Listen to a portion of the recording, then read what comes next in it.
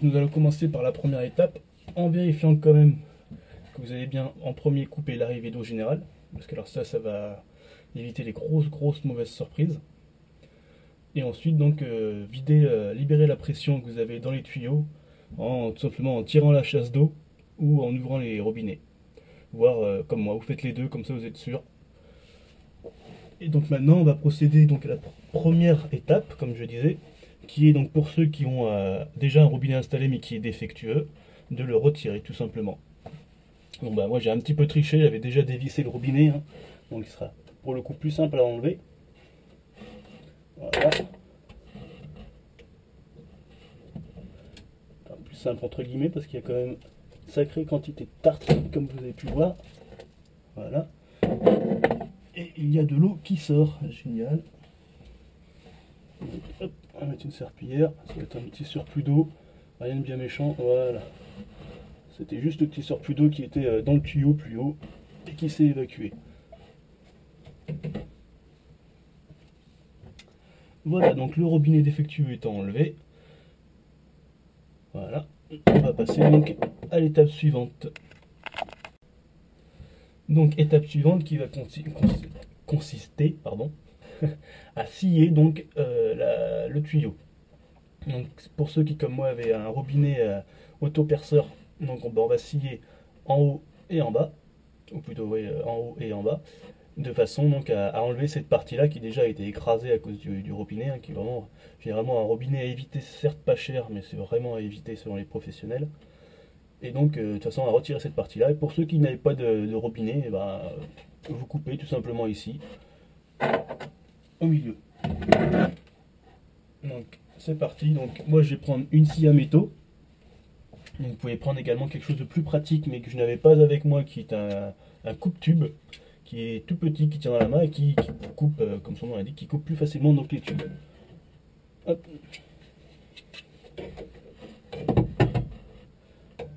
Donc on garde bien une main sur le tuyau, de façon à éviter les mouvements trop brusques du tuyau et ne pas abîmer toutes les fixations qui sont plus bas. Voilà. Donc, vous allez voir, de toute façon c'est assez simple, parce que le cuivre est un métal assez mou. Attention bien sûr à ne pas vous couper un doigt, mais ça va de soi.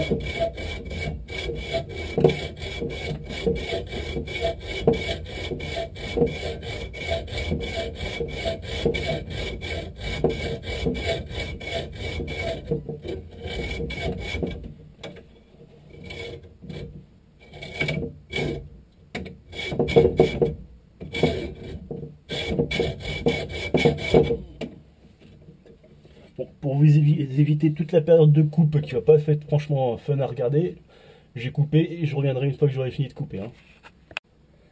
Bien, voilà, maintenant que j'ai pu scier très facilement d'ailleurs, hein, vous imaginez, comme bon scieur que je suis, ça a été très rapide.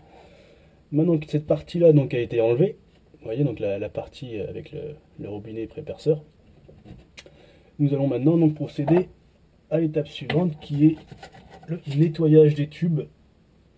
Donc concrètement vous allez prendre donc, soit de la toile émery, soit comme moi du papier de verre. Honnêtement pour ce qu'on va faire, il n'y a pas une grande différence, donc à savoir que la toile émery normalement c'est plus pour les métaux et le papier de verre pour tout ce qui est bois par exemple. Mais là pour ce qu'on va faire, c'est pas très utile de prendre de la toile émery. Donc on va tout simplement poncer chaque extrémité du tuyau, hein, donc celle-ci et celle-ci, sur à peu près 2 à 3 cm pour ensuite faciliter l'étanchéité de l'installation, garantir pardon l'étanchéité d'installation.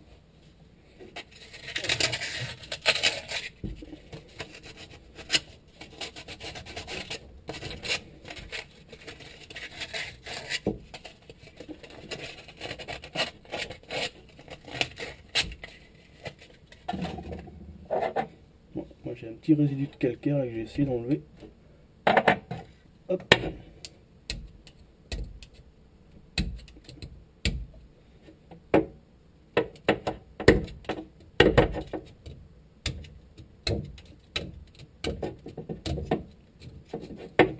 Voilà.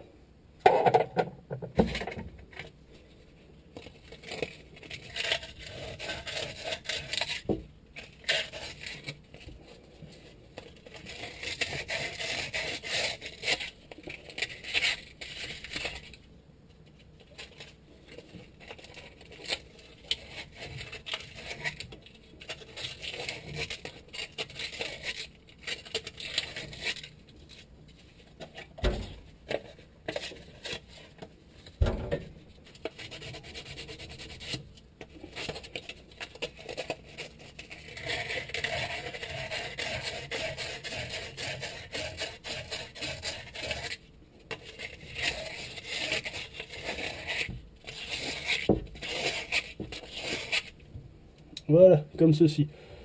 Donc bah, je vais faire la deuxième extrémité, puis je vous retrouve juste après. Voilà, donc les deux extrémités ont été poncées, sont toutes belles, toutes propres, prêtes à accueillir donc à accueillir l'installation. Donc n'hésitez pas à mettre un petit coup de chiffon pour enlever les derniers résidus de saleté.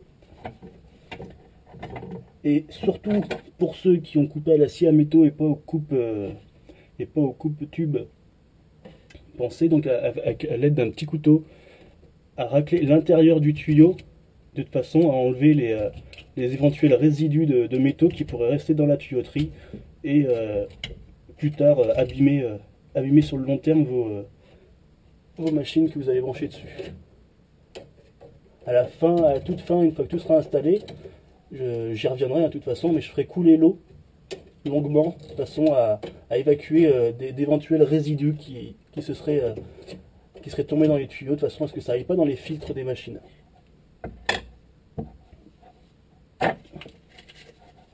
Voilà. Un dernier petit coup de ponçage sur le dessus, voilà, toujours pour enlever les fameux résidus. Voilà. Donc maintenant que c'est poncé, on va passer à l'étape suivante, qui est donc la préparation des filetages. Bien, donc l'étape suivante, c'est donc la préparation, comme je vous disais, des filetages. Alors pour préparer les filetages, en fait, c'est très simple. Bon, là, j'en ai déjà fait un. Donc faites attention, quand vous dévissez, vous avez le boulon, mais vous avez également une petite pièce à l'intérieur qu'on appelle l'olive. Hein. Donc ne perdez pas cette pièce-là. Donc hop, vous défaites tous les boulons et les olives du thé.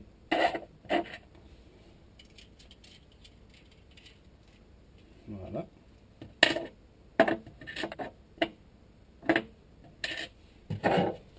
Donc j'avais déjà fait une à l'avance, je ne sais pas si on le voit très bien sur la vidéo, mais donc là, vous voyez, je fais les encoches ici là sur le filetage grâce à la pince multiprise.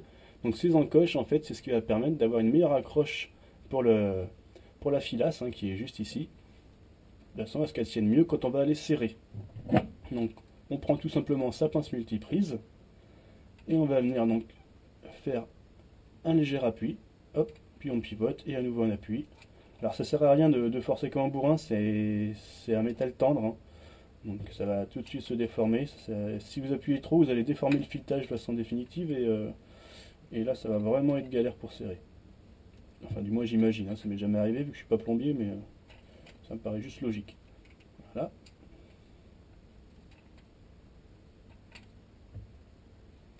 Voilà, vous faites ça tout le tour du filetage, hein.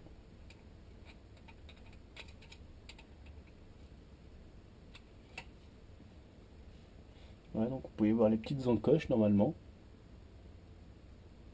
Voilà. On va faire celui-ci également.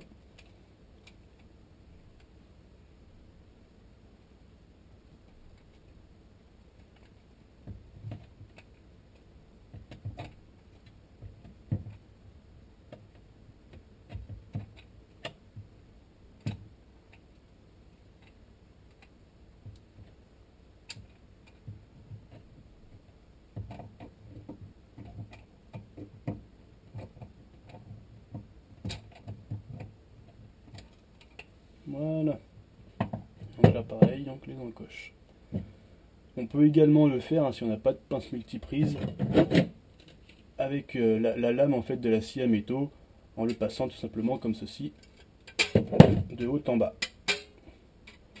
Bon, c'est un peu moins pratique je pense, mais bon, ça se fait. Ensuite, donc on va faire la même chose sur le mamelon. Alors le mamelon, bien faire attention. Vous avez donc une extrémité plus grosse que l'autre. Quand vous l'achetez, bien faire attention à ça.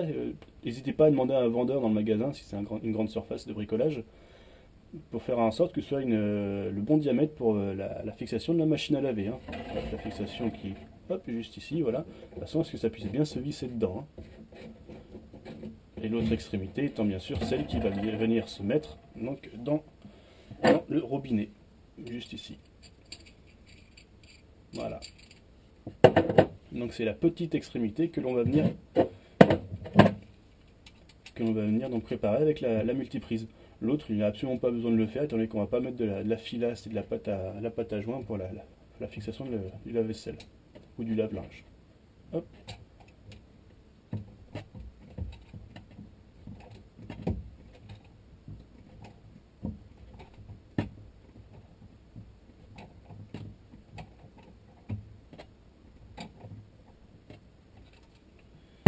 Voilà.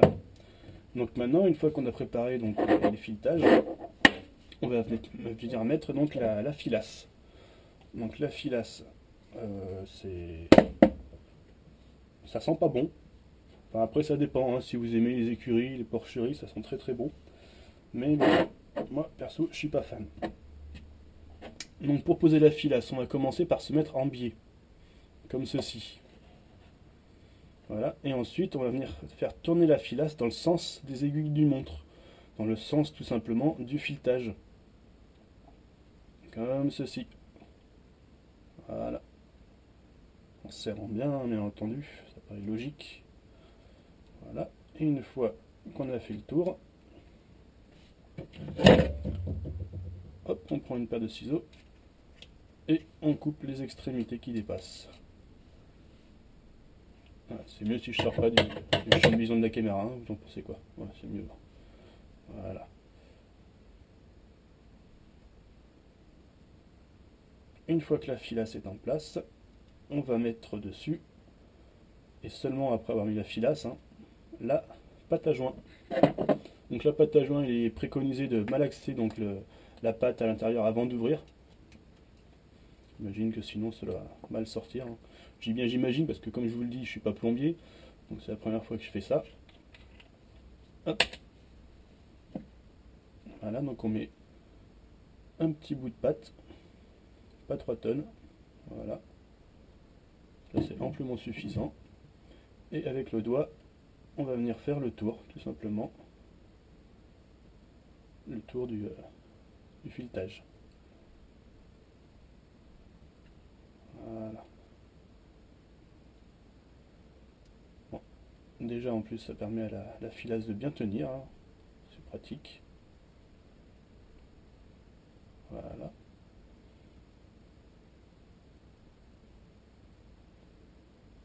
Bien sûr on retire la filasse qui aurait pu éventuellement se mettre et passer ici passer au milieu du trou, hein. Sinon ça va gêner. Voilà. Bon, bah, je vais faire la même chose avec tous les autres filetages. Je vais vous épargner tout ça, parce que c'est pas forcément très passionnant. Et je reviens tout de suite après. Bien, hop, un petit peu, voilà. Donc, je vais vous montrer. Donc, j'ai installé donc la filasse et la pâte à la pâte à joint sur toutes les extrémités du thé. Et sur une extrémité, celle qui va aller dans la vanne, du mamelon.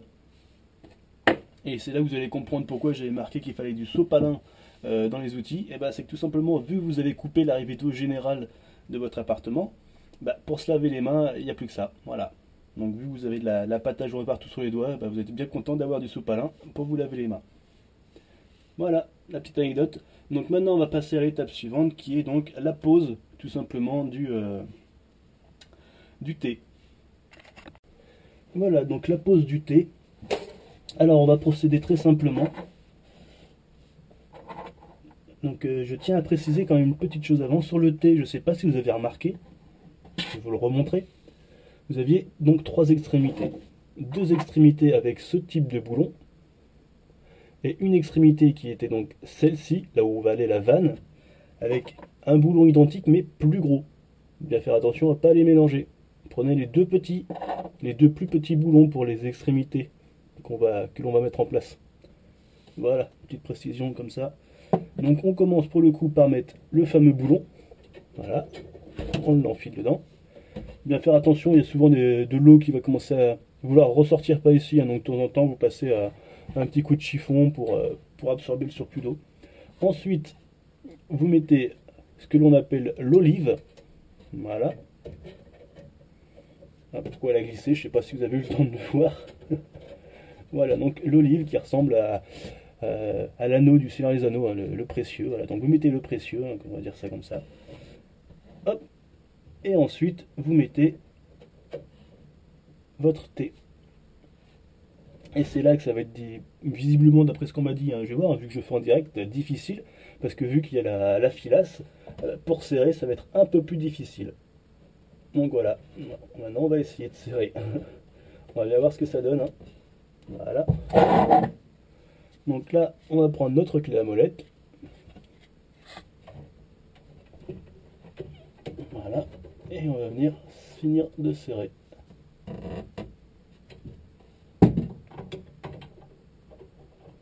Donc effectivement, ça n'a pas l'air simple.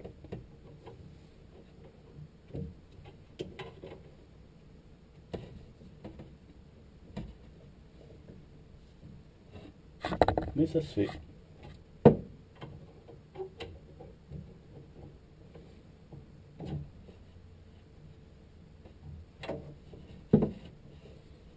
Oui, bien sûr, retenez le thé en même temps, hein, parce que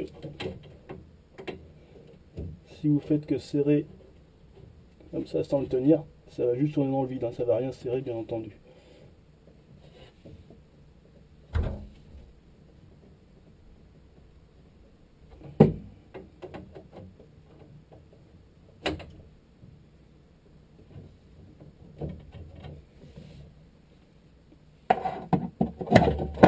Bon, ben moi je vais m'aider de la pince multiprise pour maintenir le thé pendant que je serre.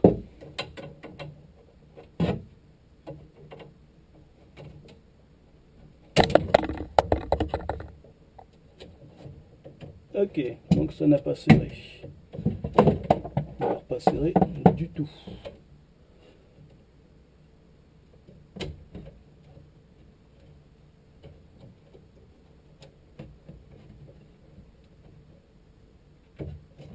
Peut-être mis trop de filasse.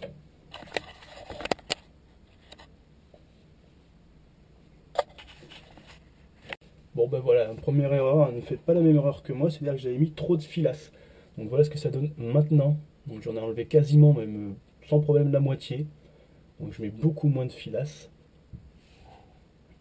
Parce que sinon tout simplement après, bah, comme vous avez pu voir, je ne peux pas serrer. Hop, donc on recommence, on met le boulon, on met l'olive, ou l'anneau du précieux, hein. C'est vrai que ça ressemble beaucoup quand même. Ensuite, on met le thé. Et on vient serrer. Voilà.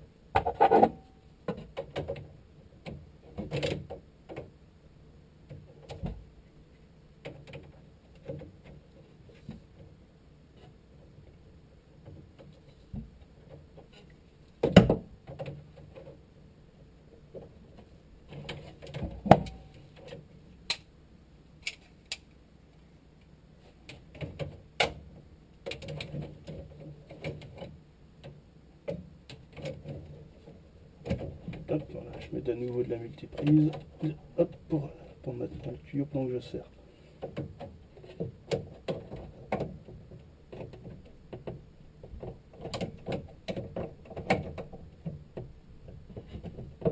Voilà.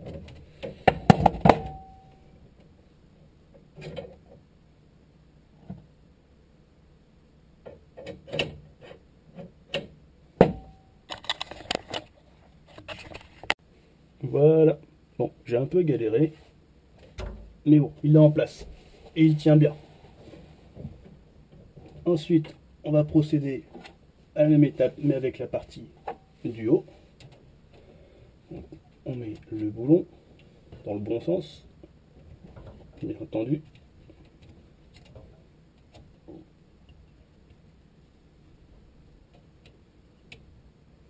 S'il daigne bien rentrer.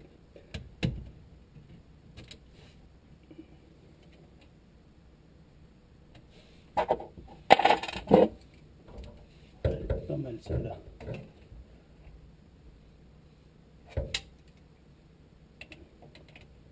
Visiblement, donc il se peut que le tuyau soit légèrement déformé, donc bah, moi je le rattrape avec la pince multiprise, hein. Effectivement il était ovale, donc ça risque pas d'entrer dans un rond, hein, forcément. Là on profite du fait que le cuivre soit un matériau souple pour essayer de refaire quelque chose de rond.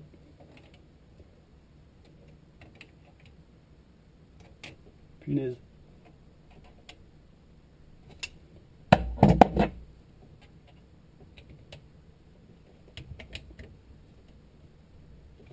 Bah, au moins ce qui est bien, c'est que dans ma vidéo tutoriel, vous verrez tout ce qui peut arriver, quoi. Ça va pas être mon jour de chance aujourd'hui, je sais pas. Bon, je me dépatouille avec ça, puis je vous reprends tout de suite après. Hein. Voilà, c'est bon, je l'ai eu à l'usure, hein. Je l'ai eu par KO. Et bon, j'ai rentré l'écrou. Ensuite, on rentre l'olive. Donc vous allez voir que ça va être le même problème à tous les coups. Voilà. Mais c'est bon, ça rentre. Et ensuite, hop, on vient l'enfiler dans le thé.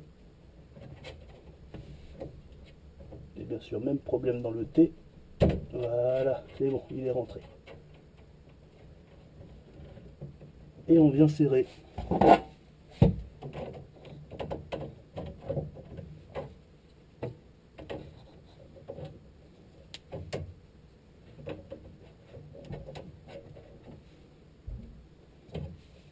Donc, je le rappelle quand même, parce que je l'ai marqué dans l'article, j'ai déjà dit dans la vidéo, mais je sens qu'il y en a qui vont s'amuser à me tailler. Je ne suis pas un plombier professionnel, je suis quelqu'un de lambda comme vous, qui cherche juste à installer une arrivée d'eau. Donc oui, il se peut que je fasse des choses pas très déontologiques, oui, il se peut que je fasse des erreurs. Donc bah, n'hésitez pas à me le dire, à me le rappeler, hein, tant que ça reste de la critique, on va dire constructive, moi je suis pas contre. Ça me permettra de modifier si besoin.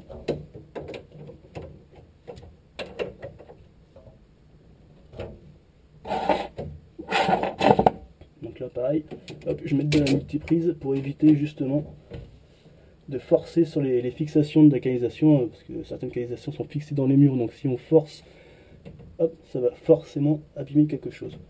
Voilà, donc paraît-il, vous avez vu pareil, on a un conseil de professionnel, il ne faut pas se serrer forcément comme un malade. Donc voilà, là, le thé est installé. Hop, on remet la filasse qui commençait à filer. Ah, joli jeu de mots. On coupe celle qui dépasse ici.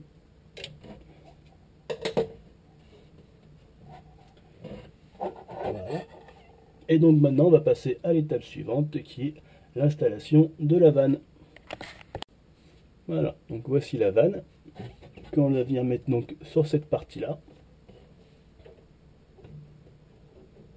Un côté ou l'autre, hein, il n'y a vraiment aucune différence, bien entendu. Les deux pas de vis étant identiques. Voilà, donc pour le début du serrage, vous pouvez faire comme moi vite fait sur le levier sur la vanne. Hein. Et rapidement passer sur la clé à molette, hein, sinon vous allez casser la vanne, ce serait dommage. Hop.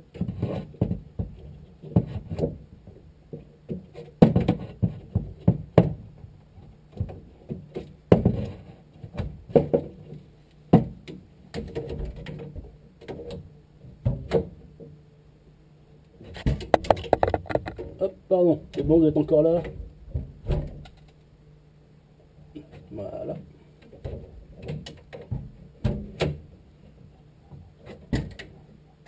Ah bah, quart de tour, pas quart de tour, hein, on va finir par y arriver. Hein. Faut juste pas être trop pressé. Voilà. Donc là-bas, on va passer sur celui-ci. Sinon, plus à cette place. Voilà.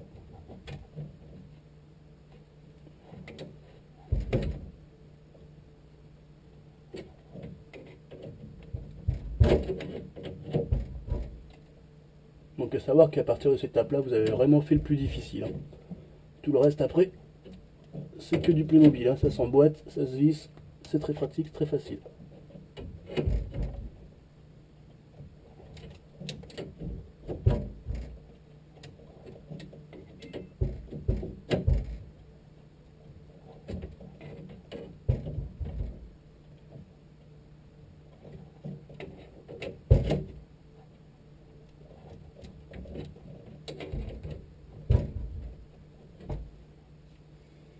Voilà.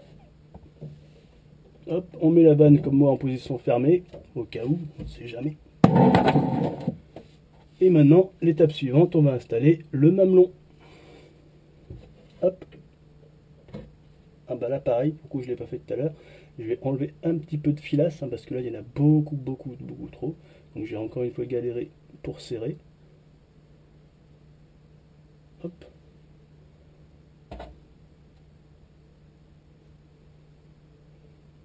Voilà. Bon, je vous montre un truc à faire. C'est un peu le but. Hein.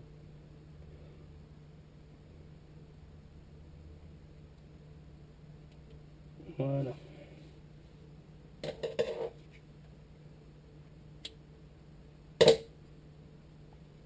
On remet de la pâte à joint.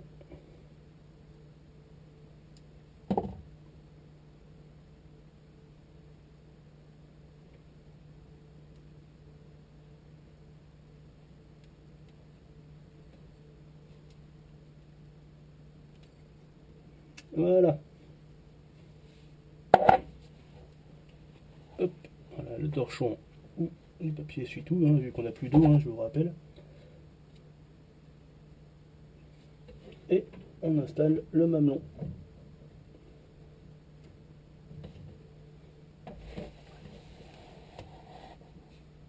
Hop, la voici, je la cherchais partout. Ouais, tellement petite, je ne la voyais pas.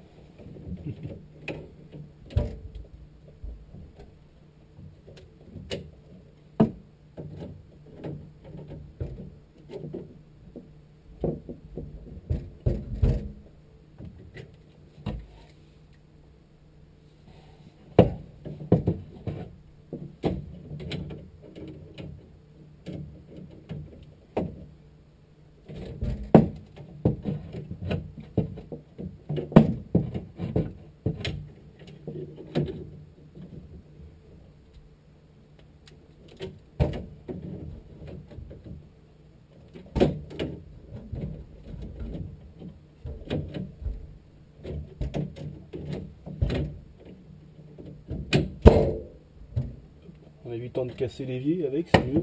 Hein.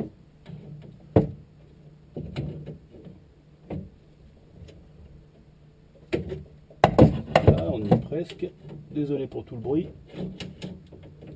Bon, c'est du bricolage en même temps. Hein. C'est vrai quoi. On fait du bruit quand on bricole.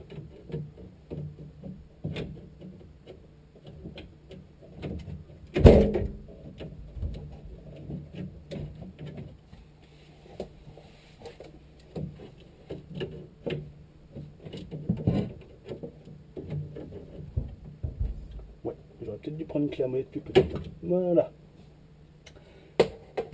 C'est serré. Et donc, il ne reste plus qu'à, à votre avis, à brancher la machine à laver. L'arrivée d'eau hein, de la machine à laver.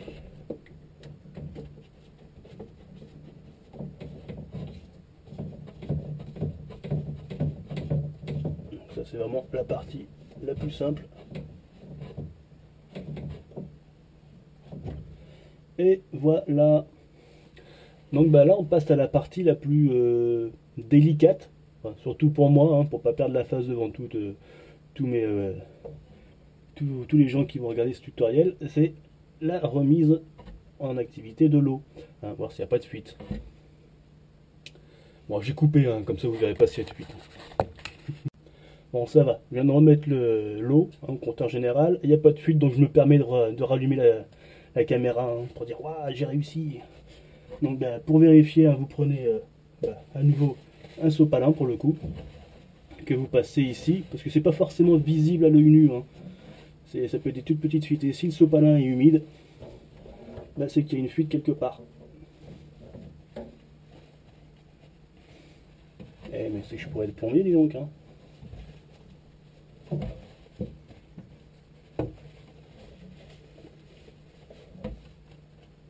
Pas de fuite. C'est un miracle. On allume la vanne, parce qu'il reste quand même cette partie-là, hein, qui peut être défectueuse. Hop. Et on voit s'il y a des fuites ou pas, pareil ici. Mais là, à première vue, rien.